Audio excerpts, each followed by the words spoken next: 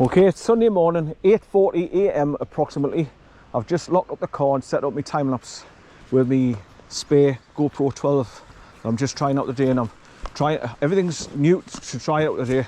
I'm trying out my new Canon SX70 bridge camera to do short burst recordings like I normally do with my Nikon camera. So I had to get used to that. Made a couple of mistakes, like forgetting to take the lens cap off this first thing this morning. But I've just set up my GoPro 12, the one that's got a cracked LCD screen. I got it dirt cheap off eBay because of the LCD screen, but I've just put it in a protective black casing, and it pretty much hides the little crack in the corner. And I've tested it out and everything works on it, so I got it for 130, was it 130 quid from 139, and that's bloody cheap for a GoPro 12, I tell you. Right, so I've come along past all the major car parks. You reach Matthews Lane car park on your right, then you turn left onto Bloody Bush Road, and I've just parked in the passing place here, pointing the car back in the direction I've just drove in to the valley. And now I'm going to be walking up the main road further on, about another half a mile to a mile, to where the two cottages are on the corner before you cross the bridge, called, it's starting to pull, called the Forks. And as you can hear the rivers running down alongside, that's where the car park is down there. Hey, don't start. I'll be able to let you off once we get into the hidden valley. Right, so I'm going along here and then start walking along like an enclosed valley that if you didn't know it was there, you just drive straight past it. But it's the start of how you get to what you call GEORDIES Campsite.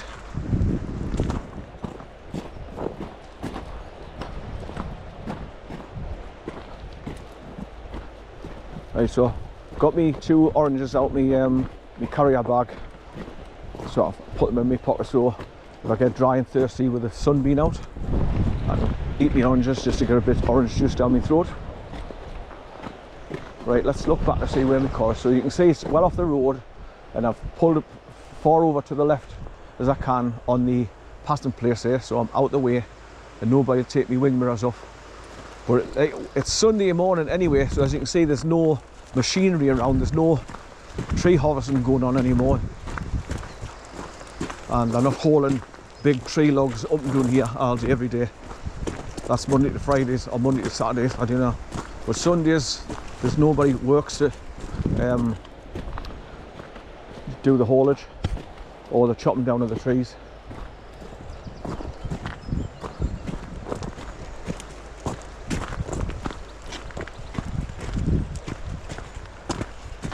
I can hear water. Come here, son. Come here. There's water running down somewhere. It's in a drain gutter here. So it's running down the hill and going at the gutter below there to the left. Right, so we'll get round this bend and the next right bend, and then you come to the cottages just before you cross over a little stone bridge.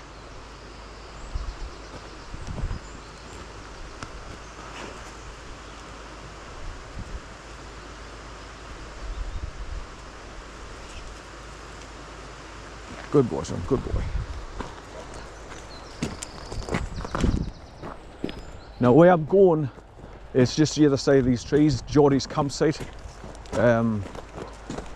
It's a flat walk along like a hidden track, if you like. It's an old quad bike track that leads into it. So I'm just going to be following that along and keeping the burn to the side of us as well.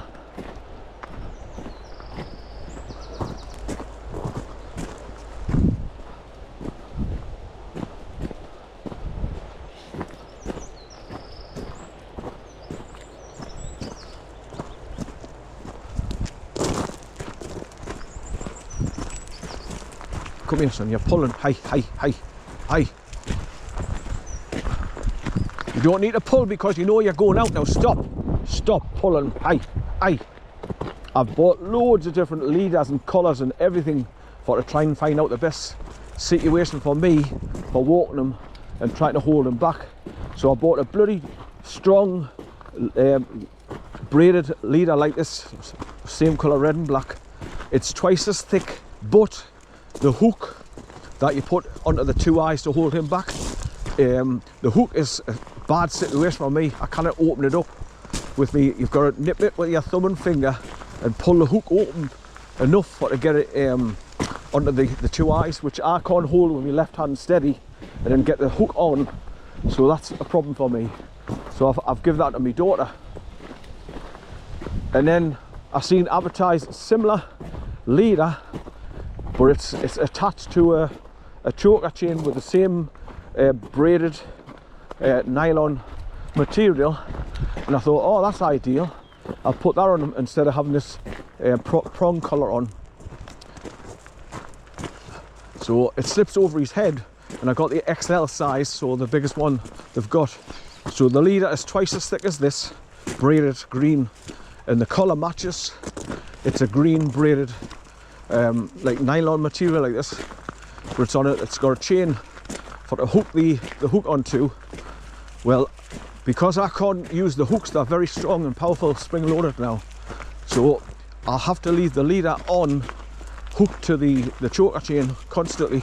Then I can just feed the choke off his neck over the top of his head and do it that way. But with having the choker chain on, it's given us wait a minute.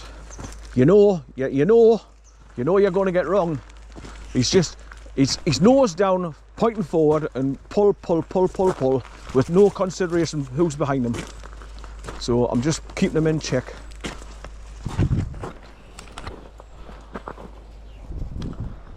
In fact, I could let him off now, but I want to get where I'm going and into the little hidden valley.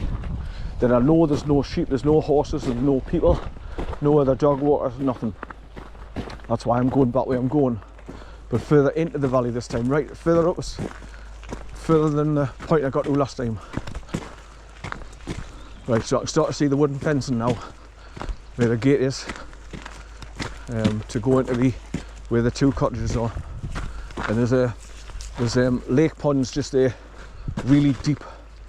It'll be full of frog spawn and everything. Must be about 3 to 4 foot deep, that. So you cannot walk around there. There's a green sign further on, warning deep water, or something like that anyway. Just up here on the right hand side, just as you see this wooden gate.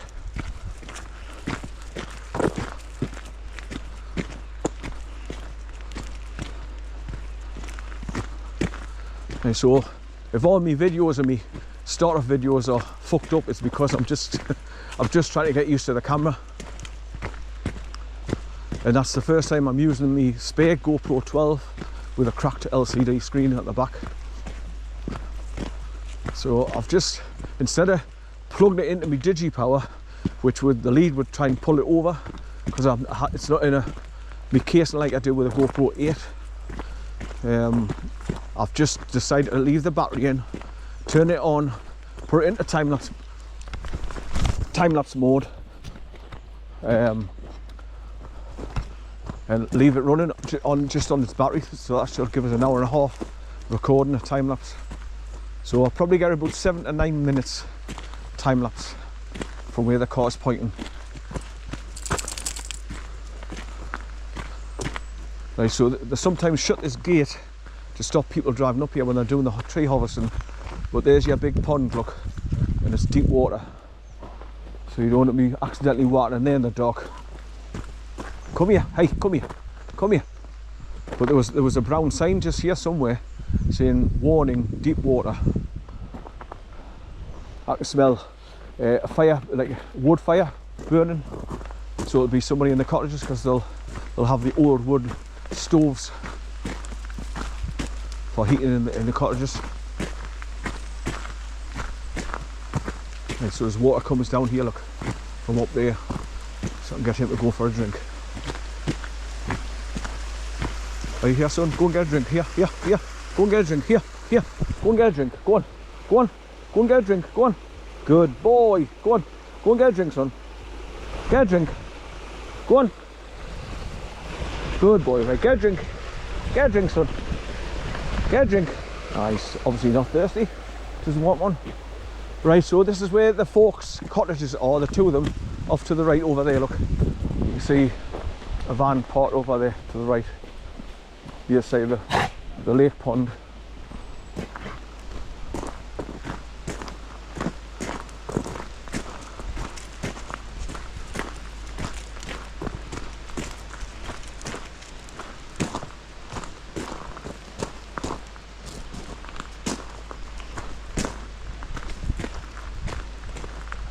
There used to be a little wooden sign on the gate post here where it's attached for the gate, the thick round wooden marker post there. That's where the little plaque was, and it says the Forks, F-O-R-K-S, and that's for these two cottages over down here to the right. Look, oh, more tea picker, and that's them there. Hi, hi.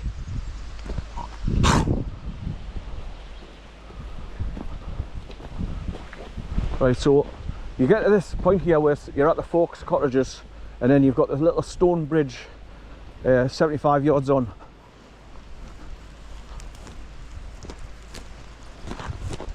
Right, go to Charles, son. You want to go to Charles again? He's already been late. I got him with the car at Lewisburn Bridge and he went. But he might be wanting to go again. Yeah, he is. I know his behaviour. I know when he's telling us he wants to go.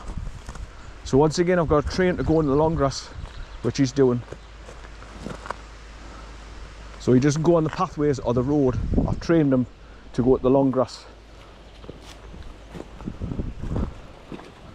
Right, so we'll go over the bridge, have a look at the burn passing it underneath it. Lewisburn.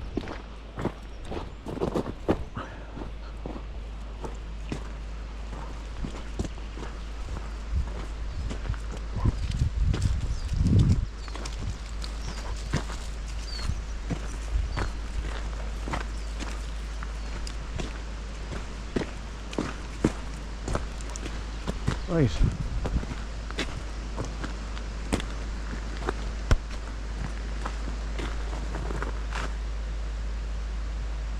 So when I take him off his leader, I'll wrap it around my neck and tuck it down inside me chest harness as usual. Right, so we're going to be crossing over the top of Lewisburn, look, down there.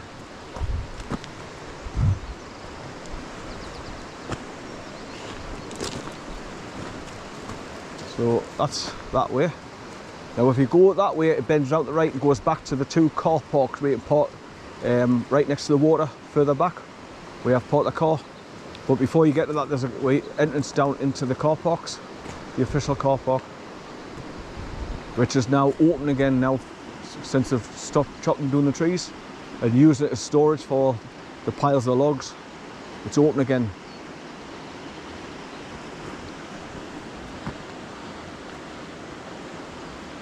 This is where he does constantly, eats grass constantly. Like, as soon as I take him to my house, I let him open the back door and he goes straight in the garden, and the first thing he does is go to chew grass, clumps of grass all the time. Right, come here, son, come here, come here, come here, come here. Now, that road there leading up round to the left uphill, I go up there when I come back from the haunted cottage. What is it? Willow Bog Cottage. I come back along the main road here, then I turn right and go up there, then I take the first right and it takes you up a little skinny unused track, and I follow it right to the top end, and then you look down and to the right and you can see Willow Bog Cottage from up there. But the thing is, it's really remote up there. Nobody goes up there anymore.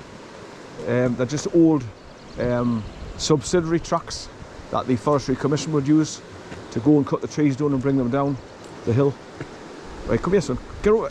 Come here, man. I want to film. Oh, man. This is why I hate having a dog on a leader, because they're so difficult to manoeuvre and you doing your filming. Right, so that's the burn coming down to meet the bridge here. So as you can see, there's a powerful stream running down through the trees to meet it down there to the right.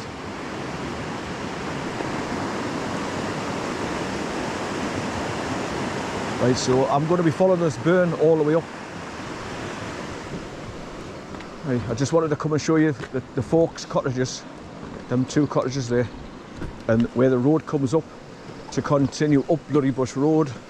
Now, you can come up here and the first time I came here with Jimmy, we made a mistake. We ended up turning left and going up that hill, and that's how I know not to go that way. To go to the Willowbog Cottage, you've got to keep right and follow the road round the right there, and then just follow it right up. And you go, so this is the first stone bridge, and you go over 2 more stone bridges on the way. Then you come to the road where it goes down to the left to go to the cottage, and that's where I go.